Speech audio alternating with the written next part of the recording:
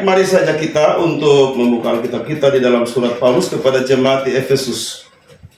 Efesus pasal 4 ayat 8, satu ayat saja. Efesus pasal 4 ayat yang ke-8.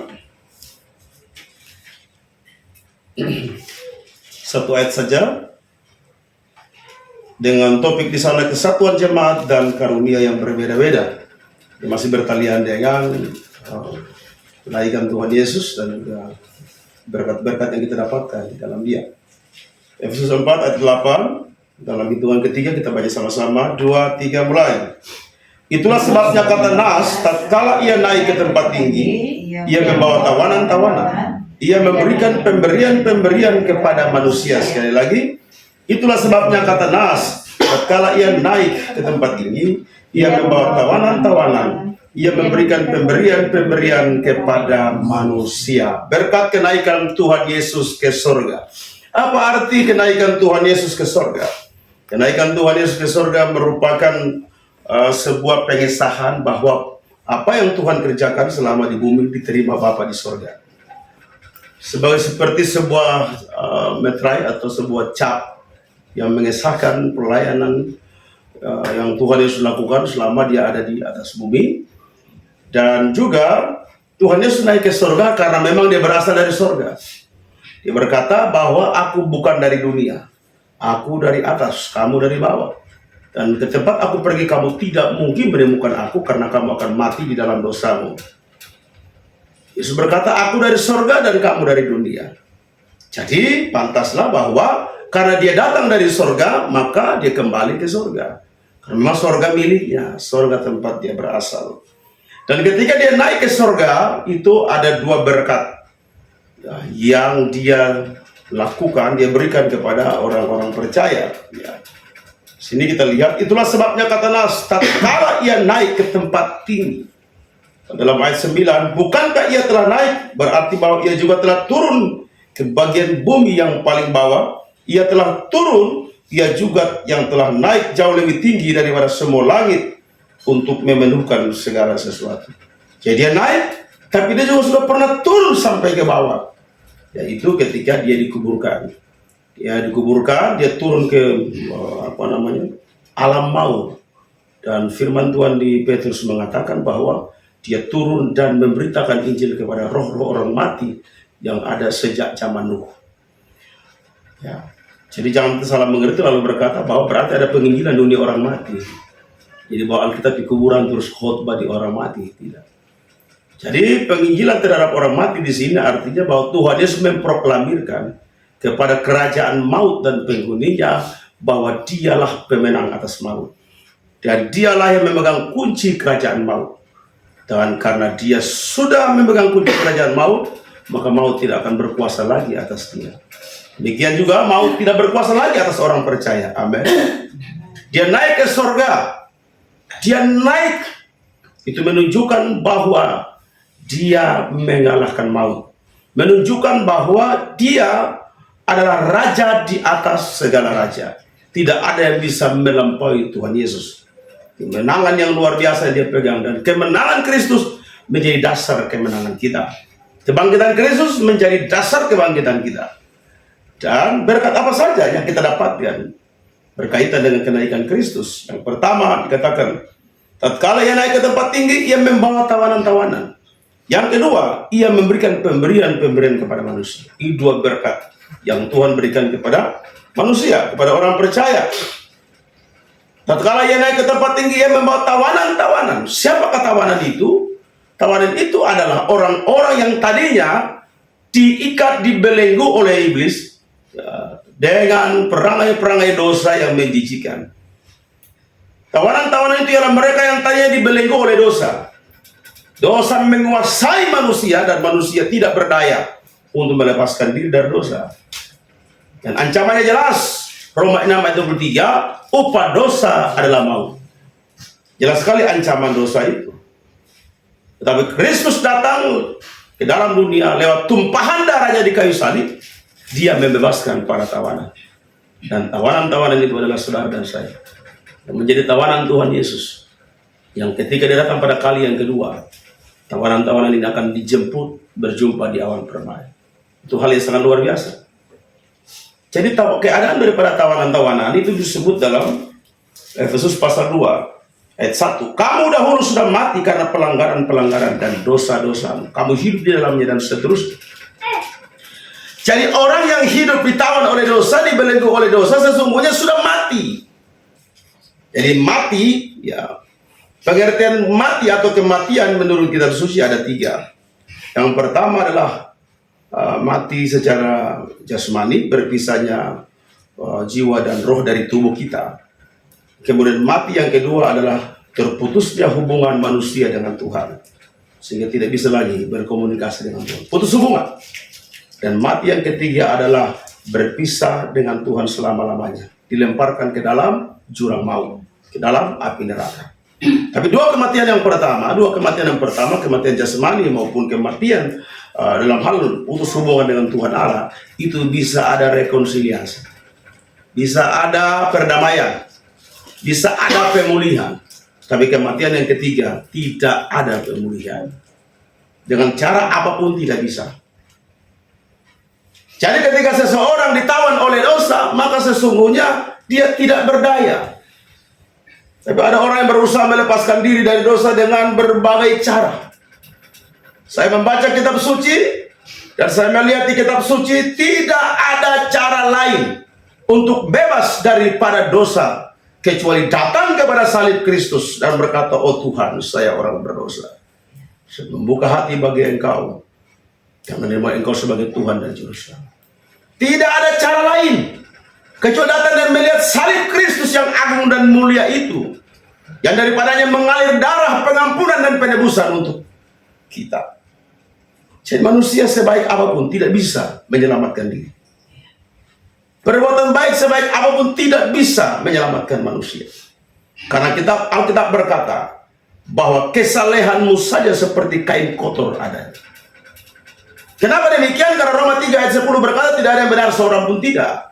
Roma 3:3 berkata semua manusia telah berbuat dosa dan telah kehilangan kemuliaan Allah.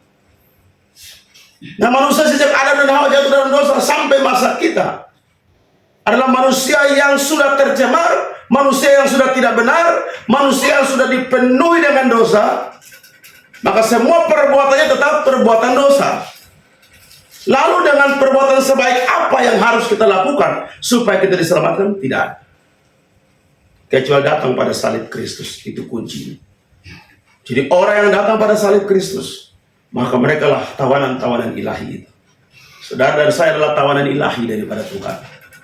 Kita dilepaskan dan kita dibebaskan. Oleh karena itu, pergunakan sebaik-baiknya apa yang sudah Tuhan kerjakan ini untuk kemuliaan nama Tuhan Yesus. Paulus berkata, karena kasih karunia bertambah-tambah, apakah saya harus berbuat dosa? Atau boleh saya berbuat dosa terus-menerus supaya kasih karunia bertambah-tambah? Tidak. Ini yang disalah mengerti oleh banyak orang. Mereka berpikir karena hidup adalah anugerah, hidup adalah kasih karunia, tinggal minta ampun saja selesai. Ya, berdosa dikit-dikit tidak apa-apalah, yang penting minta ampun. Ini pengajaran, ini cara berpikir yang salah. Karena jangan sampai kita sedang mempermainkan anak Allah. Dan barang siapa yang mempermainkan anak Allah, dia menyalibkan anak Allah. Dan tidak ada ruang pengampunan bagi dia. Jadi yang pertama berkat daripada kenaikan Kristus adalah bahwa kita dibebaskan. Kita dimerdekakan. Kalau Kristus tidak bangkit dan naik ke surga, kita tetap terbelenggu. Dan itu berarti sistem keselamatan yang dibangun dalam perjanjian lama yang terus berlaku. Dan itu kalau berlaku hanya orang rote, sabu dan sumba yang paling banyak masuk surga. Karena mereka punya ternak yang paling banyak. Kita apa yang kita punya? Jadi bersyukur ya Tuhan Yesus bangkit naik ke surga. Tepuk tangan dulu buat Tuhan Yesus. Naik ke surga menjadi jaminan bagi kita. Dan tidak usah khawatir. Mungkin di dunia kita sakit-sakitan, di dunia kita mengeluh. Tapi percayalah, kita tetap menjadi tawanan ilahi dari Tuhan. Dan kita menjadi barang berharga yang Tuhan disimpan sementara, ketika dia datang kembali dia akan ambil kembali. Kemudian, berkat kenaikan Yesus yang kedua adalah ia memberikan pemberian-pemberian kepada manusia. Dan pemberian ini adalah pemberian kasih karunia. Dan di dalam ayat 7 dikatakan, tetapi kepada kita masing-masing telah dianugerahkan kasih karunia menurut ukuran pemberian Kristus. Jadi kasih karunia, anugerah, karunia yang kita dapatkan itu berdasarkan ukuran standar daripada Kristus. Bukan standar organisasi. Bukan standar daripada dunia. Bukan ukuran daripada dunia. Oleh sebab itu di dalam melayani Tuhan, tidak usah peduli dengan apa kata orang tentang kita. Terus berjalan karena yang menjadi pengukur adalah Kristus. Bukan orang di sekitar kita. Yang menjadi ukuran di dalam kasih karunia adalah Kristus. Jadi katakan, yang anugerahkan kasih karunia menurut ukuran pemberian Kristus. Atau yang kata lain, kasih karunia itu suka-sukanya Yesus mau berikan kepada siapa? Menurut dia, menurut kehendak hatinya.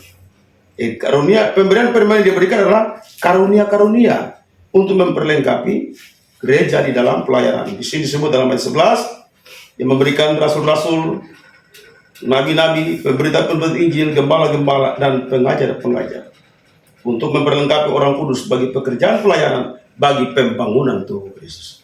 Jadi semua kita setelah kita dibebaskan dari ikatan dosa dan ancaman maut, lalu kemudian kita diberikan perlengkapan karunia-karunia untuk melayani menurut ukuran pemberian Kristus. Dan setiap orang mempunyai karunia yang berbeda-beda, tidak sama.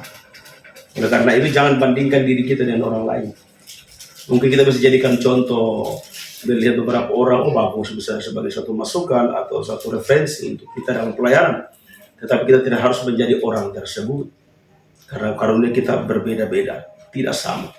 Ya, baik Bapak Mama diberkati oleh Tuhan. Oleh karena itu bersyukurlah bahwa kenaikan Tuhan Yesus ini luar biasa.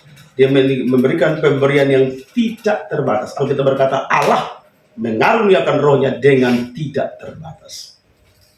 Karunia itu berlimpah-limpah. Tadi di Lasiana, di Bimoku saya bilang, besok adalah hari daripada momentum syukur Pentakosta.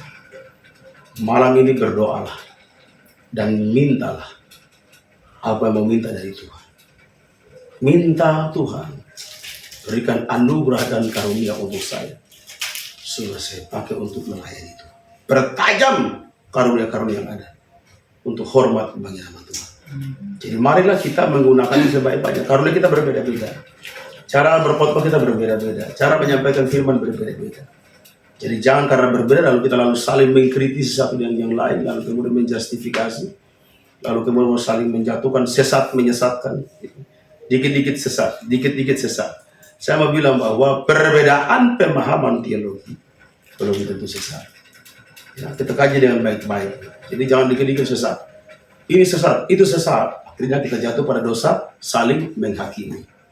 Marilah karunia yang ada kita pakai untuk melayani Tuhan, dan jangan sampai disimpan, jangan sampai dipendam. Kembangkan itu untuk hormat dan kemuliaan bagi nama Tuhan. Kiranya Tuhan memberkati kita dengan berkat-berkat kenaikan Yesus. Kita berdoa. Bapa di sorga, kami bersyukur malam hari ini atas kemurahan-Mu, sehingga kami telah mendengarkan firman Tuhan tentang berkat kenaikan Kristus surga.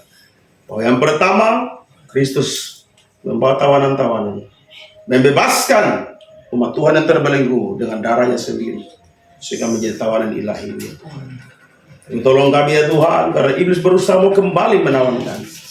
Karena Tuhan, kami ada dalam Engkau, Engkau dalam kami, Tuhan tidak akan pernah meninggalkan kami.